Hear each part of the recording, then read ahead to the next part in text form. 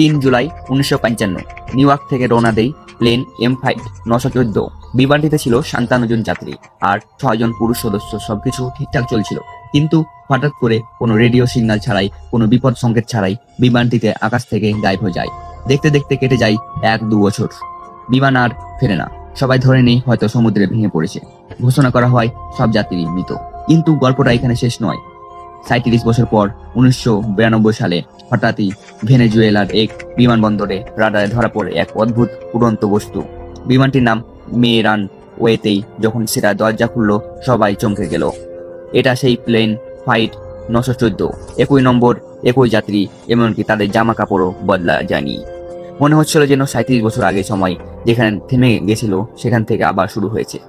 প্রশ্ন হচ্ছে, এটা কি টাইম ট্রাভেল, নাকি এটা শুধু একটা বানানো গল্প যা বারবার ইন্টারনেটে ঘুরে বেড়াচ্ছে?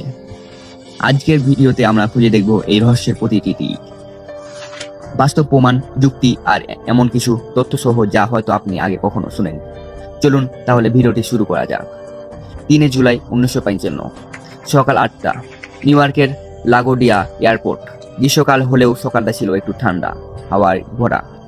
এয়ারপোর্টে তখন বস্তুত তুঙ্গে। যাত্রীরা কেউ লাগেজ টানছিল, কেউ কফি খাচ্ছেন, কেউ পরিবারের সঙ্গে ছবি তুলছেন। সবাই অপেক্ষা করছেন তাদের নির্দিষ্ট গেটের সামনে। প্লেন আমেরিকান এয়ারলাইন এর ফ্লাইট 914 ধরবেন বলে। এই ফ্লাইটটি ছিল ডগ ক্লাস DC-4 মডেলের একটি যাত্রীবাহী বিমান। গন্তব্য ছিল মিয়ামি। বিমানটিতে ছিল 57 জন যাত্রী, 6 জন ক্রু মেম্বার। কেউ যাচ্ছিলেন ব্যবসায়িক কাজে, কেউ বা ছুটি কাটাতে পরিবার সহ, আবার কেউ বৃদ্ধ মা বাবার সঙ্গে দেখা করতে বিমানে যাচ্ছিলেন। ক্যাপ্টেন মিগল ভিক্টর একজন অভিজ্ঞ পাইলট, যিনি ইতিমধ্যে আকাশে পার করেছেন 14 বছরের বেশি সময়। সকাল 8:20 কন্ট্রোল টাওয়ারে অনুমতি মেলে বিমানটি রানওয়ে থেকে উড়ে যায় মিয়ামির দিকে। আবহাওয়া একেবারে পরিষ্কার, আকাশ ছিল নীল আর ঝকঝকে, না ছিল কোনো মেঘ, না ছিল কোনো ঝড়।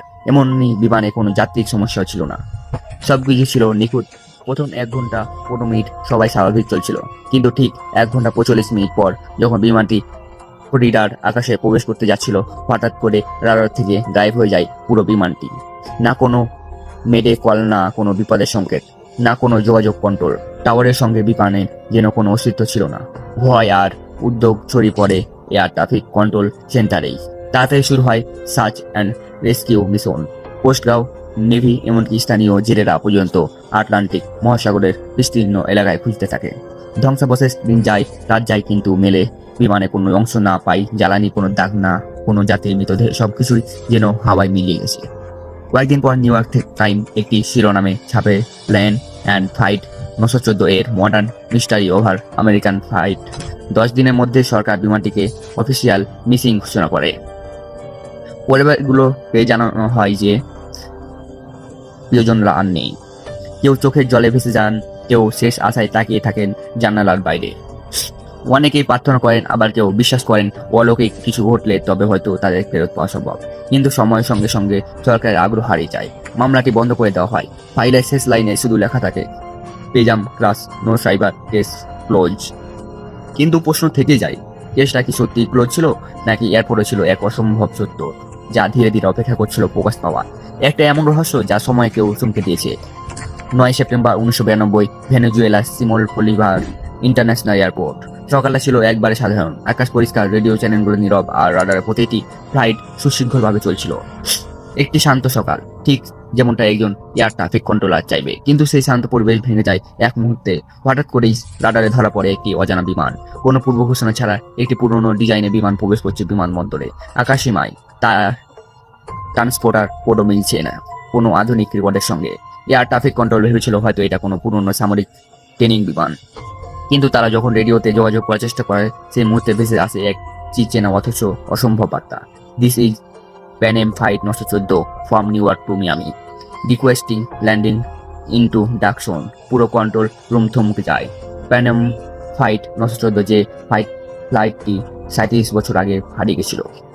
তড়িঘড়ি করে শুরু হয় ডেটা যাচাই, রেডিও সিগন্যাল, ট্রান্সপোর্টার কোড, এমনকি বিমানের পাইলটের নাম মিগায়েল ভিক্টর। সবকিছু উহু মিলে যাচ্ছে 1955 সালে রেকর্ডের সঙ্গে। কেউ যেন বিশ্বাস করতে পারছিল না, যেন সময়ের ফাঁক গলে ফিরে এসেছে এক হারিয়ে যাওয়া অধ্যায়ে। তখনইভাবে বিমানবন্দরে সতর্ক জারি করা হয়। Security team, medical unit, immigration officer সবাইকে প্রস্তুত রাখা হয় অজানা যাত্রার জন্য। রাহানুয়ের পাশেও অবতরণে অনুমতি দেওয়া হয় সেই রহস্যময় বিমানটিকে। চারপাশে উত্তেজনা, জল্পনা আর কিছুটা আতঙ্ক। সবাই অপেক্ষা করছে কি নামবে এই আকাশ থেকে। বাস্তবের কোনো ব্যাখ্যা নাকি টাইম ট্রাভেলের জীবন্ত প্রমাণ। বিমানটি যখন নামলো ভেনেজুয়েলা সিমোল বলিভার বিমানবন্দরে, তখন রোদের আলো স্পষ্ট দেখা যাচ্ছিল। এটা পুরনো জম ধরা ডকলাল DC-4। এর গায়ে মলিন হয়ে যাওয়া প্যান আম লোগো, ফুস লেজে ময়লা জমে আছে।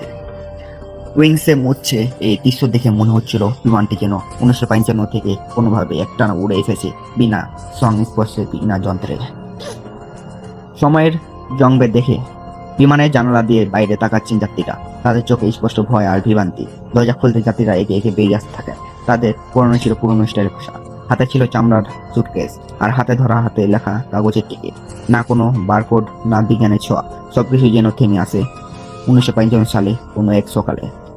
তারা তার পাশে তাকে হতবাক হয়ে জিজ্ঞেস করছিলেন, আমরা কি মিয়ামিতে পৌঁছেছি? এখানটা এত অচেনা লাগছে কেন? কারো চোখে ছিল বিস্ময়, কারো মুখে অশ্র, কেউ আবার প্রার্থনা করছিলেন চুপি চুপি। এই ঘটনা মুহূর্তে ছড়িয়ে পড়ে মিডিয়া হেডলাইন করে, time travel plane lands after 37 year. খবরে উঠে আসে 1955 সালে হারিয়ে যাওয়া বিমান আবার ফিরে এলো। বিমানবন্দরে ভিড় করলেন সাংবাদিক, বিজ্ঞানী, সরকারি অফিসার। সবাই এই রহস্যময় যাত্রীদের ঘিরে দাঁড়িয়ে। কিন্তু ঠিক তখনই ঘটে এমন এক চমকপ্রদ ঘটনা যা এই পুরো ঘটনার রহস্যকে আরো গভীর করে তোলে। ইমিগ্রেশন অফিসার হুয়াল ডেলা কোর্ট সে বিমানের ভেতরে প্রবেশ করতে যান যাত্রীদের তথ্য সংগ্রহ, পাসপোর্ট চেক, সবকিছু রেকর্ড দেওয়ার জন্য। কিন্তু হঠাৎ করে ক্যাপ্টেন, যার নাম ছিল মিগুয়েল ভিক্টর, দরজাটা তীব্র শব্দে বন্ধ করে দেন। অবাক হয়ে যায়। তখনই কিছু বুঝে ওঠার আগে বিমানের ইঞ্জিন গর্জন করে ওঠে। কন্ট্রোল টাওয়ার তখন চিৎকার করে বার রেডিওতে যোগাযোগ করার চেষ্টা করছে, flight 914 stop, do not take out. কিন্তু কোনো উত্তর নেই। হঠাৎ করে সেই পুরনো বিমান রানওয়ে দিয়ে ছুটে যায়। আবার সবার চোখের সামনে আকাশে উড়ে যায়, আবারও নিখোঁজ হয়ে যায়, ঠিক যেভাবে 37 বছর আগে গায়েব হয়েছিল। না কোনো রাডার, না সিগন্যাল, না কোনো ট্যালিং, না কিছুই। এবং সেই দিন থেকে প্যানম ফ্লাইট 914 আর কখনো দেখা যায়নি। এই প্যানম ফ্লাইট 914 কি সত্যি ছিল সময়ের ফাঁদে আটকে পড়া এক বিমান, নাকি এটা ছিল কোনো গোপন বৈজ্ঞানিক এক্সপেরিমেন্টের ফলাফল? কেউ বলে এটা টাইম ট্রাভেলের প্রমাণ, আবার কেউ বলে পুরোটা বানানো গল্প। কিন্তু প্রশ্ন হলো, যদি সবই মিথ্যে, তবে কেন সেই ট্রান্সপোর্টার কোড মিলে গেল 1955 সালের রেকর্ডের সাথে? কেন যাত্রীদের পোশাক, টিকিট, এমনকি ভাষাও ছিল সেই পুরনো সময়ের মতো? আর যদি এটা সত্যি ঘটে থাকে, তাহলে আজও কি সেই বিমান কোথাও উঠছে সময়ের কুয়াশার মাঝে ফিরে আসার অপেক্ষায়? আপনি কি ভাবছেন, এই ঘটনা কি সত্যি ছিল নাকি সত্যি কল্পনা? কমেন্টে জানাতে ভুলবেন না। ভিডিওটি ভালো লাগলে একটা লাইক অবশ্যই করে দিও। আর এমন আরো অজানা ও রহস্যময় গল্প পেতে চাইলে চ্যানেলটি সাবস্ক্রাইব করতে ভুলবেন না।